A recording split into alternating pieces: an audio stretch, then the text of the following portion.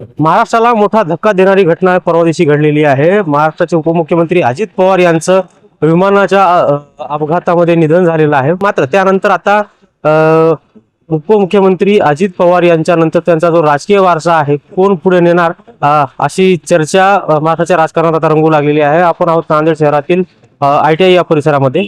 उपमुख्यमंत्री अजित पवार यांच्या नंतर आता त्यांचा राजकीय वारसा कोण पुढे नेणार आहे आपण सामान्य नागरिकांकडून त्यांच्या प्रतिक्रिया जाणून घेऊया। अजित पवार यांचं निधन झालंय, पण आता त्यांच्या निधनानंतर उपमुख्यमंत्री पद हे कुणाला मिळावं किंवा त्यांचा राजकीय वारसा जो आहे सुनेत्रा पवार यांना मिळावा, त्यांनी पुढे न्यावं का आणखी अन्य पवार घराण्यातील कोणी, तुम्हाला काय वाटतं? समज सुमित्रा पवार यांना मिळालं. आपल्यासोबत आणखीन काही नागरिक आहेत।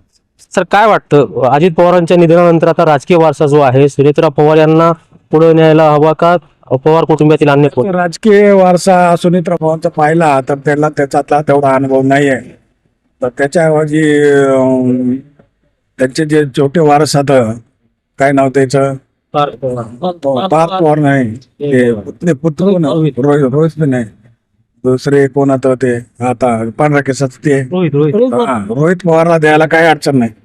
अच्छा, हा, ते कसा अनुभवी माणूस आहे आणि अजित पवारांच्या तोड असा माणूस आहे, त्याच्यामुळे त्यांच्या घराण्यात जर देत असाल तर तुम्ही रोहित पवार द्यायला काही अडचण नाही।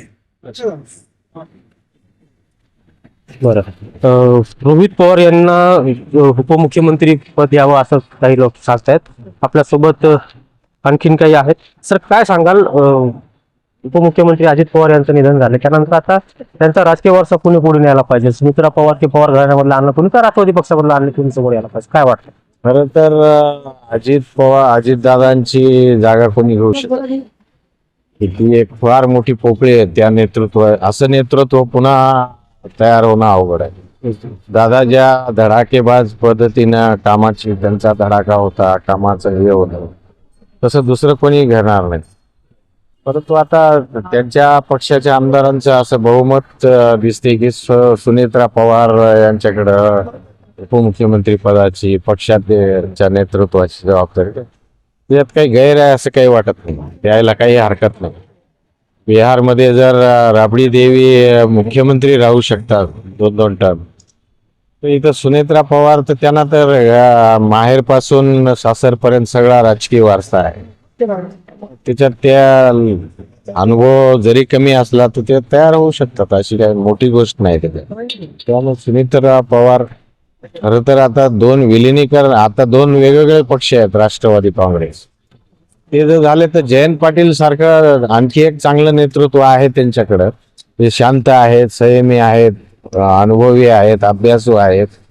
आता तो नंतरचा प्रश्न झाला। आजच्या परिस्थितीत जयंत पाटलाचं आपण हे न करताय, चांगलं नेतृत्व आहे।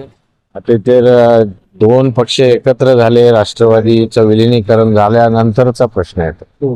आज तुर्तास सध्याच्या परिस्थितीत सुनेत्रा पवार यांच्याकडे नेतृत्व द्यायला नक्कीच अजित पवारांची जी पोकळी निर्माण झालेली आहे ते न भरून निघण्यासारखी आहे। अजित पवार यांच्या नंतर त्यांच्या पत्नी सुनेत्रा पवार ज्या आहेत या त्यांचा राजकीय वारसा पुढे नेऊ शकतात आणि उपमुख्यमंत्री पदाची जी जबाबदारी आहे ते सुनेत्रा पवार यांच्याकडे देण्यात यावी, ते चांगल्या प्रकारे हे पदाला न्याय देऊ शकतात असंही नांदेडकर म्हणतात। LS Marathi news, Deshpal Bhosale, Nanded.